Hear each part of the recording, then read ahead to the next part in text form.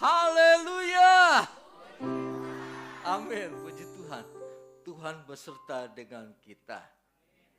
Firman Tuhan akan kita dengarkan dari Kisah Para Rasul. Pasal 2 ayat 1 sampai dengan yang keempat. Kita baca dengan suara yang keras ya. 3, 2, 1. Ketika tiba hari Pentakosta, mereka semua berkumpul di satu tempat. Tiba-tiba terdengarlah bunyi dari langit seperti tiupan angin keras yang memenuhi seluruh rumah tempat mereka duduk. Tampaklah kepada mereka lidah-lidah seperti lidah api yang bertebaran dan hinggap pada mereka masing-masing. Lalu mereka semua dipenuhi dengan Roh Kudus dan mulai berbicara dalam bahasa-bahasa lain seperti yang diberikan oleh Roh itu kepada mereka untuk dikatakannya. Saya baca dalam edisi yang baru, jemaat dalam edisi yang lama. Jadi sekarang silakan jemaat baca dalam edisi yang lama. 3, 2, 1.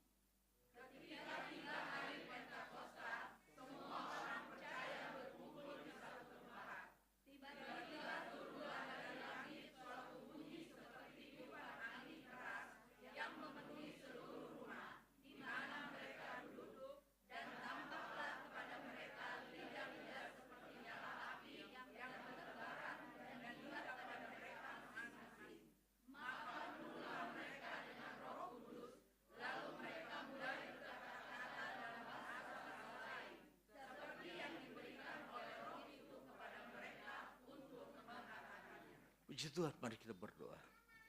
Segala puji syukur kami panjatkan kepada Engkau Tuhan. Biarlah Tuhan memberikan kepada kami roh yang lapar dan haus akan firman Tuhan. Roh hikmat yang daripada Tuhan. Supaya setiap apa yang kami dengarkan menjadi firman yang tertanam dan bertumbuh dalam kehidupan kami. Dan menghasilkan buah. Biarlah di dalam segala sesuatu yang firman yang akan kami dengarkan pada saat ini, semuanya mendatangkan kemuliaan bagi Tuhan.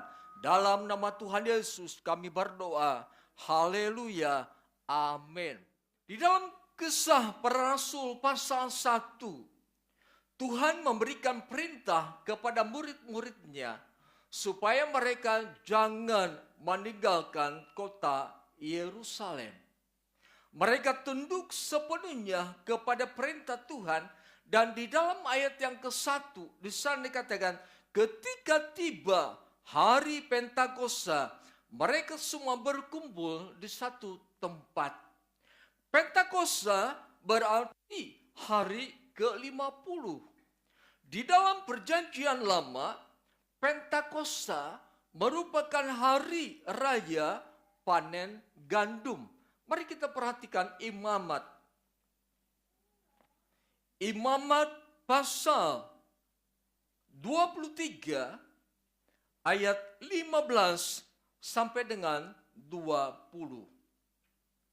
Kita baca bersama-sama. Silakan jemaat baca 3, 2, 1.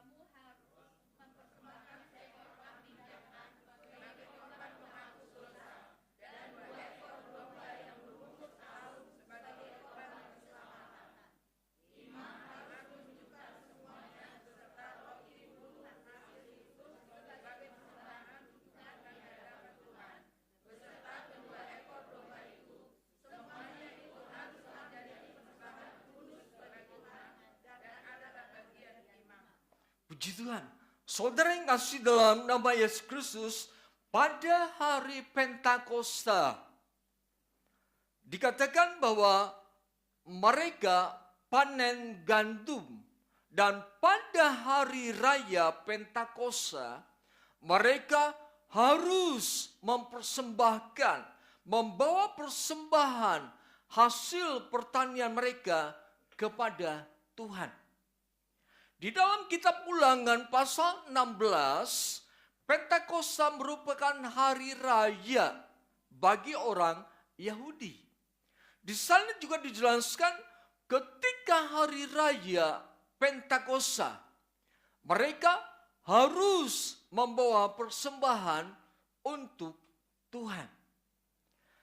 Kembali kepada Kisah Para Rasul pasal 2 ayat 1. Mereka berkumpul di satu tempat di loteng Yerusalem pada hari Pentakosta. Tetapi di sini yang dilakukan murid-muridnya bukan mempersembahkan hasil pertanian, mereka mempersembahkan tubuh, jiwa, roh mereka kepada Tuhan. Inilah yang harus dikerjakan dalam kehidupan setiap orang percaya, hendaknya mempersembahkan seluruh kehidupannya, tubuh, jiwa, dan roh kepada Tuhan. Sebab ini merupakan tanda ucapan syukur bahwa seseorang sudah menerima Yesus sebagai Tuhan dan Juru Selamat. Ini mengucap syukur kepada Tuhan sebab dia sudah menjadi bagian dari keluarga Allah. Murid-murid Tuhan Yesus, mereka berkumpul di satu tempat pada hari Pentakosta. Jadi Pentakosta harusnya menjadi momen, menjadi saat di mana setiap orang percaya harus membawa kehidupannya kepada Tuhan sebagai persembahan yang kudus dan berkenan kepada Tuhan. Ini merupakan satu keadaan di mana orang-orang percaya harus meyakini bahwa ketika dia mempersembahkan tubuh, jiwa, rohnya kepada Tuhan, berarti ada satu kekuatan Allah yang akan terus hadir di dalam kehidupannya. Akan ada satu pemeliharaan Allah yang hadir di dalam kehidupannya. Akan ada satu peristiwa di mana Allah selalu melakukan hal yang ajaib di dalam kehidupannya. Rasul Paulus katakan di dalam Roma pasal 12 ayat yang ke-1, persembahkanlah tubuhmu menjadi persembahan yang kudus dan tidak bercacat celah serta berkenan kepada Allah. Itu adalah persembahan yang sejati. Pada saat manusia, pada saat orang percaya menyerahkan seluruh kehidupannya kepada Tuhan, maka disinilah arti orang itu beriman kepada Tuhan. Seseorang yang beriman, dia akan menyerahkan seluruh kehidupannya kepada Tuhan. Seseorang yang mempercayai Tuhan, dia akan menyerahkan seluruh kehidupannya kepada Tuhan. Itulah yang dinamakan dengan mempersembahkan tubuh, jiwa, dan roh kepada Tuhan. Kemudian kita berkata, bagaimana mungkin kita bisa mempersembahkan seluruh kehidupan kita kepada Tuhan? Bagaimana mungkin dengan hal-hal yang menyangkut makanan dan minuman? Bagaimana mungkin dengan hal yang akan kita pakai? Bagaimana mungkin kebutuhan kita akan tercukupkan kalau kita menyerahkan seluruh kehidupan kita kepada Tuhan? Orang yang menyerahkan seluruh kehidupannya kepada Tuhan, berarti dia berada dalam genggaman tangan Tuhan. Setiap orang yang berada dalam genggaman tangan Tuhan, maka sepenuhnya berada dalam tanggung jawab Tuhan. Orang yang menyerahkan kehidupannya, seluruh kehidupannya kepada Tuhan, berarti dia mempercayakan seluruh hari-hari yang akan dia lalui kepada Tuhan.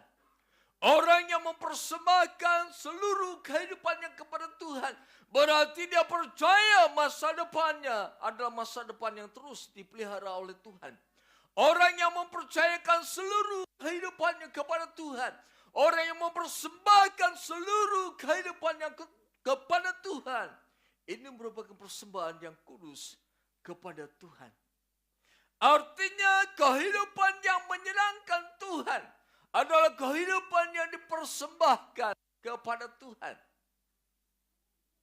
Ketika kita mempersembahkan seluruh kehidupan kita kepada Tuhan, bukan berarti kita tidak boleh mencari nafkah. Bukan berarti kita tidak boleh mengurus urusan rumah tangga kita. Bukan berarti kita tidak boleh melakukan kegiatan-kegiatan kita sebagai seorang pedagang, sebagai seseorang yang mengajar di sekolah, ataupun pekerjaan-pekerjaan yang lain. Dalam satu kesempatan, biarlah di dalam seluruh aspek kehidupan kita, di dalam seluruh kesibukan kita, kita tetap berkata, Tuhan, kuserahkan tubuh jiwa rohku ke dalam tangan-Mu. Artinya pada saat kita melakukan segala tugas pekerjaan, Allah bekerja dalam seluruh aspek pekerjaan kita. Sebab pada saat kita berkata, Tuhan, kuserahkan tubuh jiwa dan rohku ke dalam tangan-Mu. Sehingga pada saat kita mengerjakan tugas-tugas pekerjaan kita sehari-hari, di sana Tuhan berkarya untuk menolong kita. Pada saat kita mengerjakan segala tugas pekerjaan kita, kita tidak memiliki kesempurnaan untuk mengerjakannya. Kita tidak mempunyai kekuatan penuh untuk mengerjakannya. Tetapi pada saat kita menyerahkan seluruh kehidupan kita kepada Tuhan, apapun yang kita kerjakan pasti ditolong oleh Tuhan. Pasti ada kekuatan yang daripada Tuhan. Pasti ada hikmat yang daripada Tuhan. Itulah mengapa firman Tuhan berkata, serahkanlah seluruh kehidupanmu kepada Tuhan. Seperti para rasul yang pada hari Pentakosta mereka baru kumpul di satu tempat, menyerahkan seluruh kehidupan mereka kepada Tuhan. Di dalam ayat yang ke-1, di sini semuanya berjumlah 120 orang.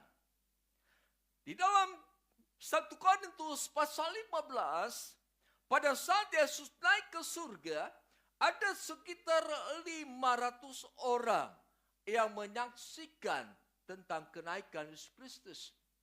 Mereka mendengar firman Tuhan bahwa mereka harus ke Yerusalem. Mereka mendengar firman Tuhan bahwa mereka harus menunggu janji Tuhan di Yerusalem.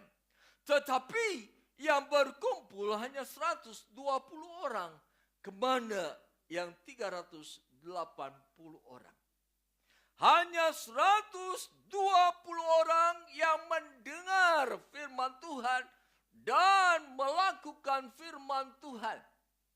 Kepada mereka lah janji Tuhan digenapi.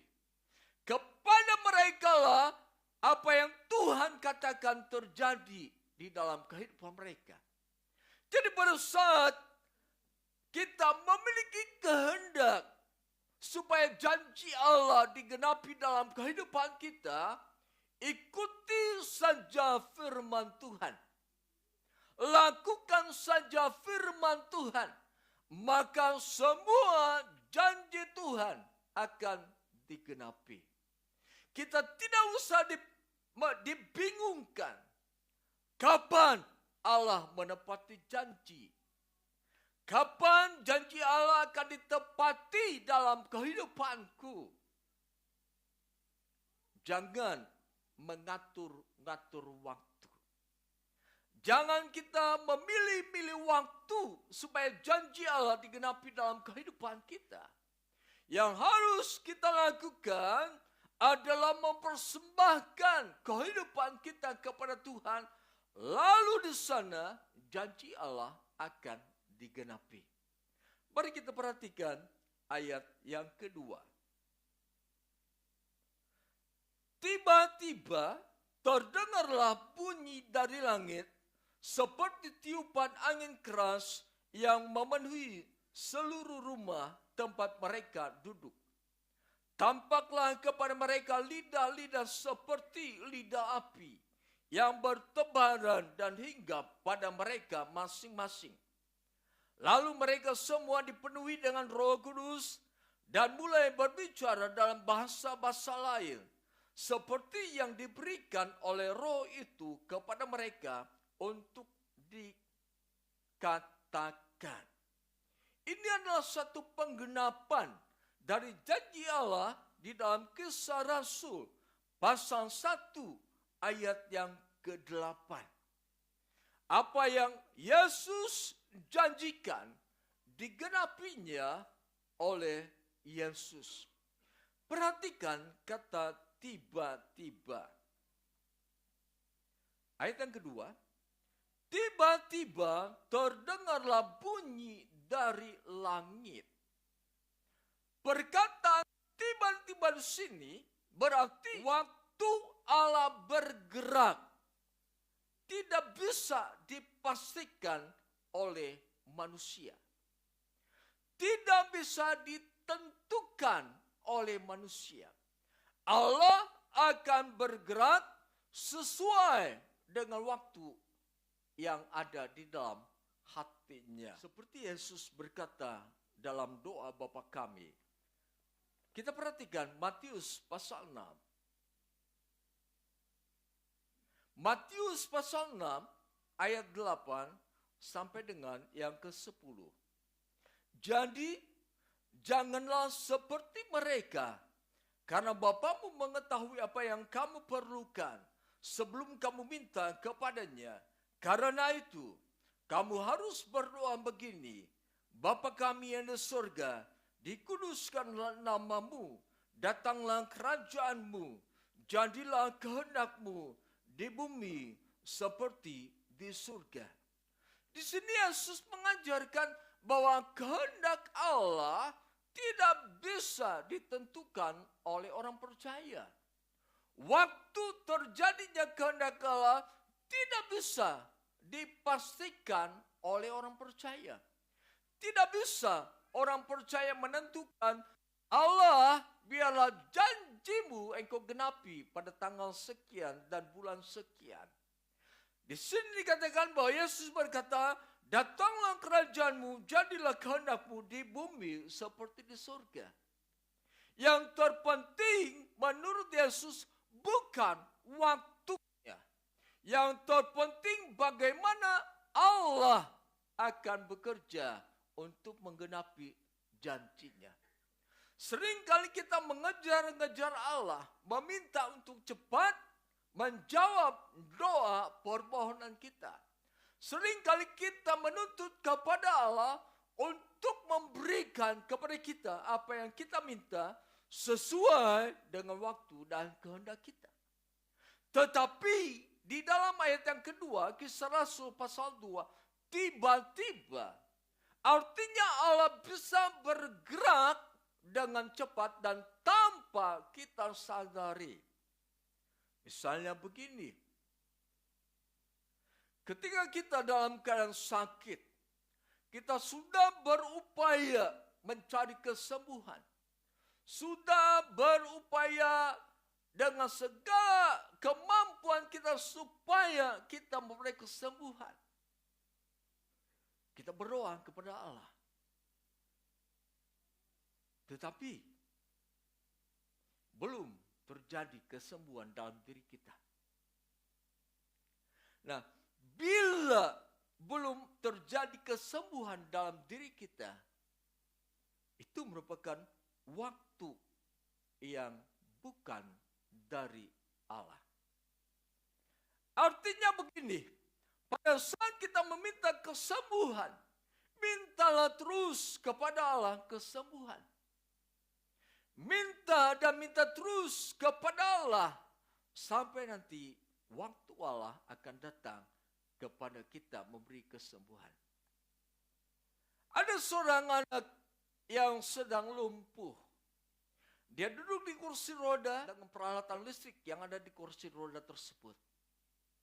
Sudah beberapa tahun anak ini menderita lumpuh. Dia tidak bisa bergerak. Dia tidak bisa memalingkan mukanya. Dia tidak bisa menggunakan kakinya. Dia tidak bisa menggerakkan tangannya. Suatu ketika, mereka sekeluarga datang beribadah.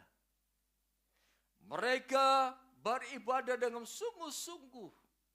Dan pada saat waktu doa dinaikkan, pada saat mereka datang kepada hamba Tuhan, lalu hamba Tuhan itu mendoakan anak itu yang sedang duduk di kursi roda dan dalam keadaan tidak berdaya.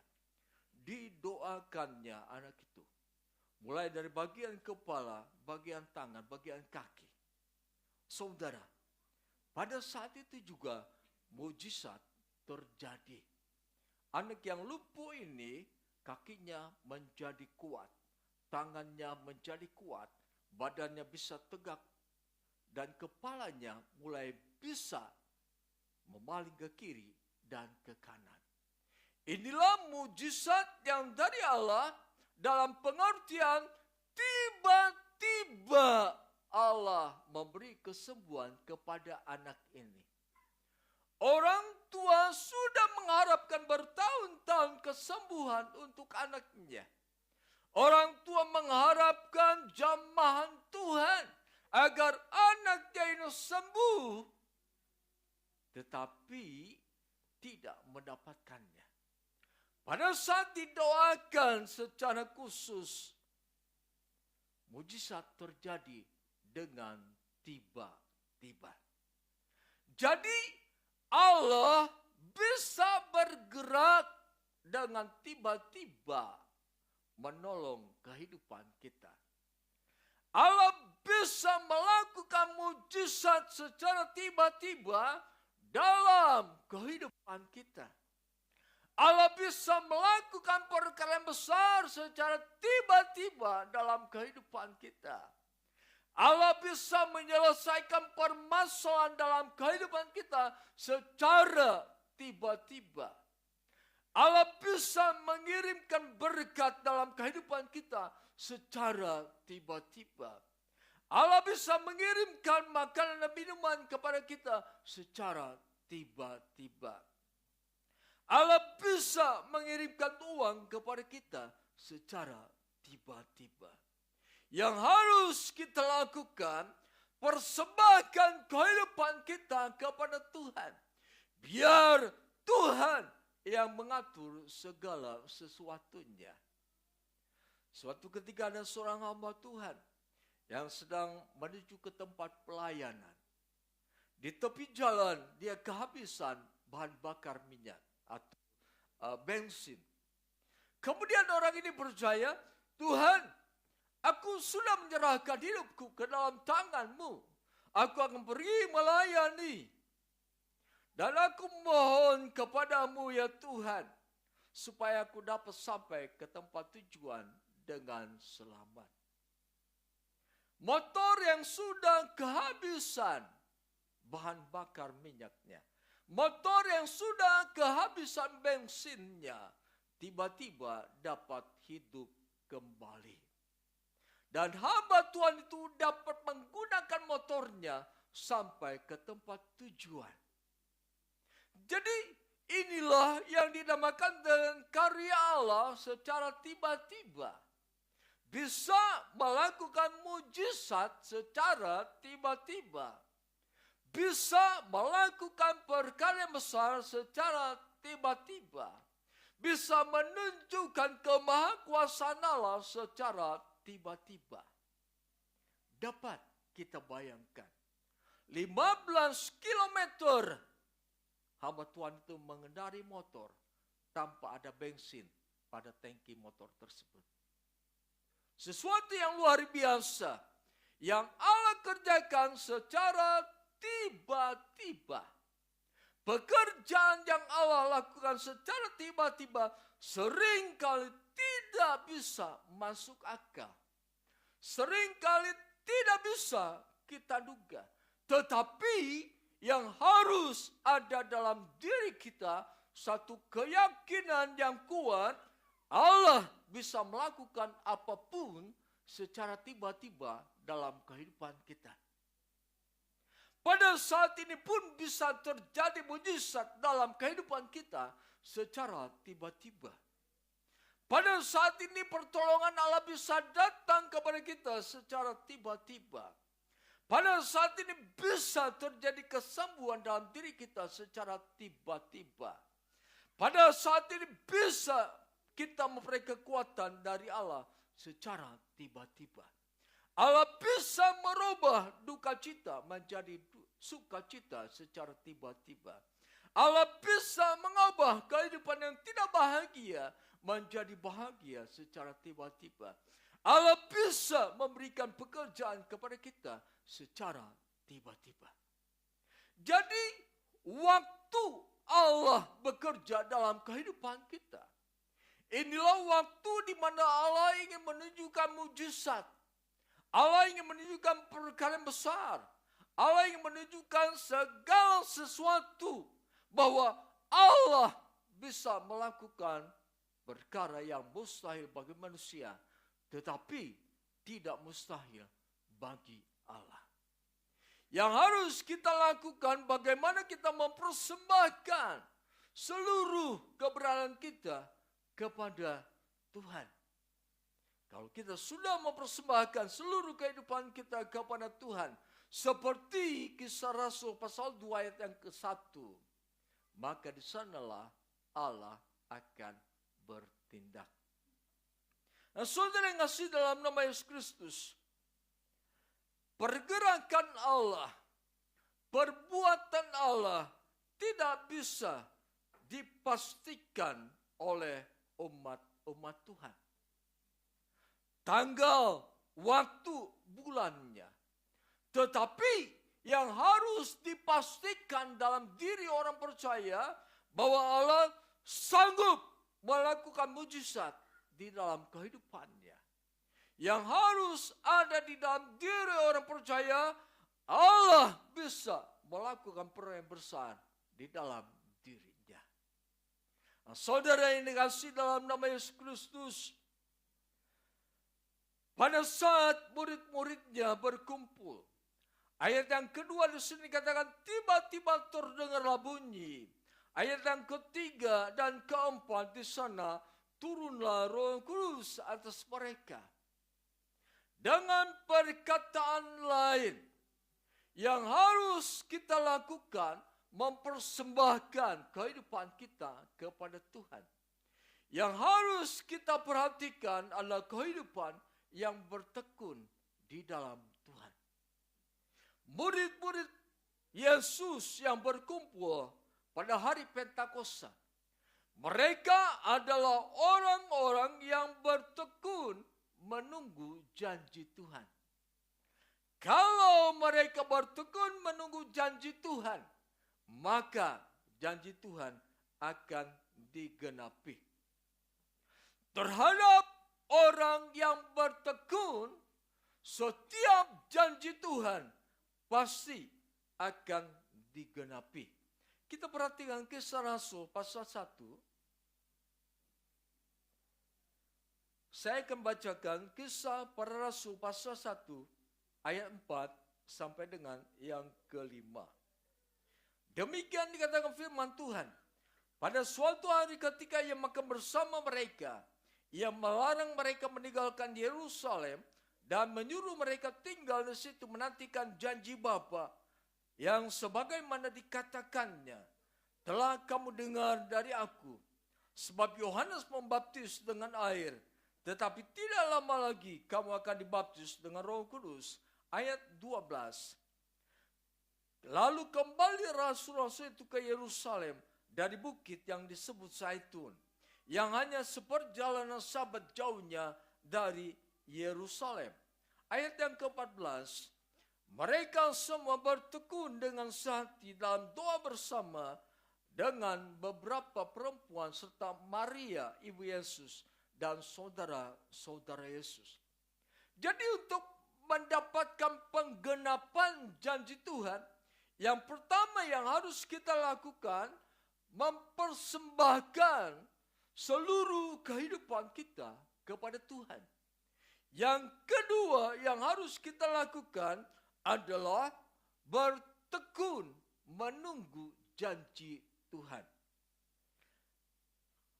Orang yang bertekun dalam pengiringannya kepada Tuhan, dia akan mendengar suara Tuhan, dia akan mendengar firman Tuhan, dan dia akan mendapatkan perintah dari Tuhan.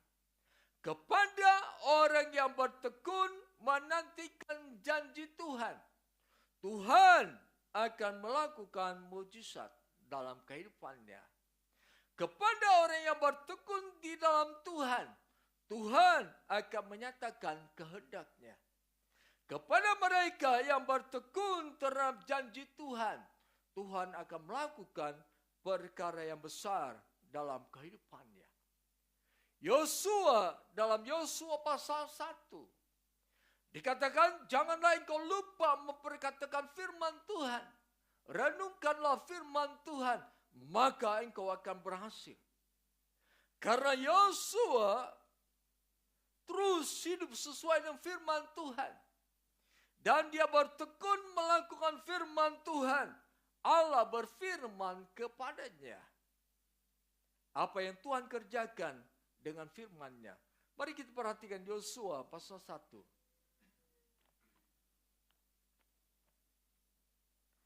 Yosua pasal 1 ayat 1 sampai dengan yang ketiga. Sesudah kematian Musa, hamba Tuhan itu, berfirmanlah Tuhan kepada Yosua bin Nun, abdi Musa itu, demikian, hambaku Musa telah meninggal, sebab itu bersiaplah sekarang, seberangi sungai Yordan ini, engkau dan seluruh bangsa ini menuju negeri yang akan kuberikan kepada mereka, kepada orang Israel.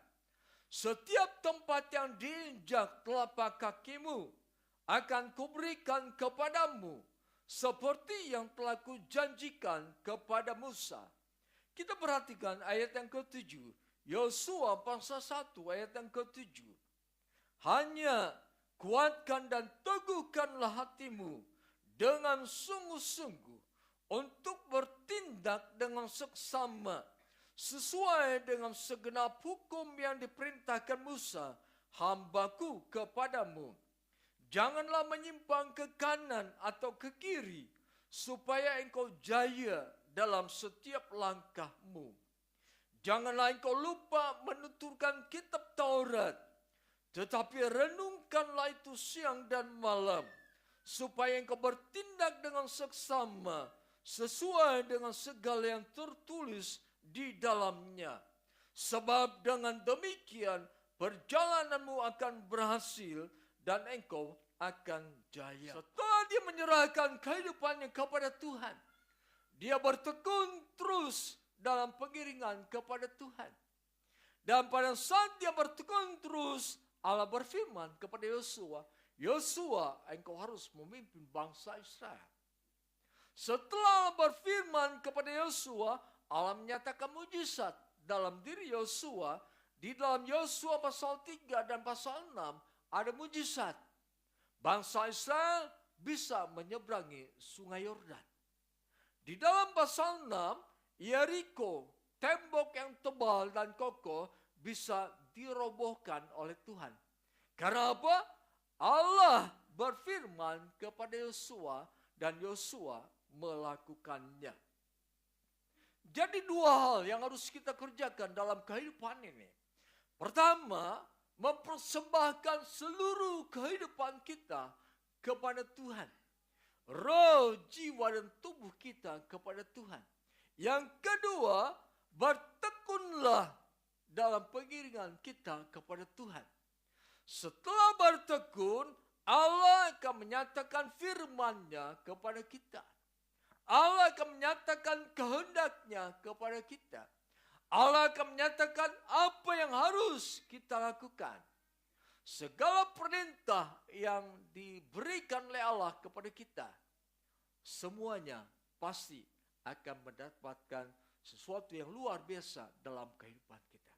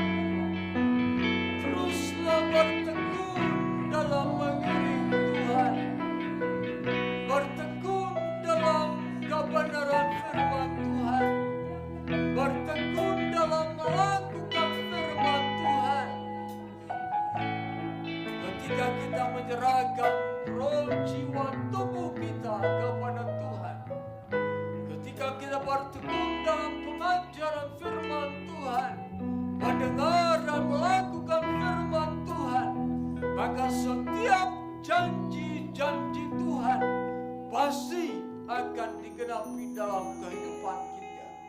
Allah bisa menggenapi janjinya secara tiba-tiba dalam kehidupan kita. Tidak pernah kita pikirkan janji itu digenapi dengan tiba-tiba. Tidak ada tanda-tanda Allah akan menggenapi janjinya. Itu yang kita pikirkan. Tetapi tiba-tiba Allah bisa menggenapi janjinya. Sebab itu mari saudara yang kasih dalam nama Yesus Kristus, persembahkanlah roh, jiwa dan tubuh kita kepada Tuhan. Tetaplah dan terus bertekun sebagai pengiring-pengiring Yesus Kristus. Bertekun dalam pengajaran firman Tuhan. Dengar dan lakukan firman Tuhan. Maka jerih payahmu tidak akan sia-sia. Haleluya. Ikuti doa saya. Kami percaya ketika kami menyerahkan roh, jiwa dan tubuh kami, ketika kami bertekun mendengar dan melakukan firman Tuhan, maka jerih payah kami tidak sia-sia. Kami percaya setiap janji Tuhan pasti digenapi. Kami akan melihat mujizat, kami akan melihat perkara besar, kami akan mengalami realita Tuhan. Dan kami percaya tidak ada mustahil bagi orang yang percaya. Haleluya. Mari semuanya berdoa masing-masing dengan mengeluarkan suaranya.